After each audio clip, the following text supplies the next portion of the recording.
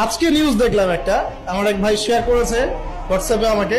সকালে দেখার পর থেকে আমার গাটা গিনগিন করছে এখন পর্যন্ত, মানে আমি মেলাতে পারছি না সমীকরণ। আর এই যখনই পড়তে বসছি বা আমল করতে যাচ্ছি, নামাজে দাঁড়াচ্ছি, ওই নিউজটাই মাথার মধ্যে বারবার ঘুরপাক খাচ্ছে।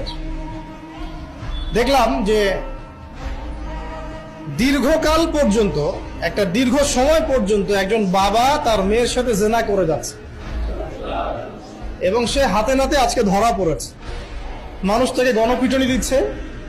কোন একটা জেলার নাম বললো, আমি ঠিক মনে করতে পারছি না, মেবি পটুয়াখালী টাইপের কোন একটা জায়গা। তো একটু ভাবেন যে আসলে কোন জায়গায় আমরা আছি এখন। আর আমরা কি সুস্থ, না বিশ্বটা সুস্থ?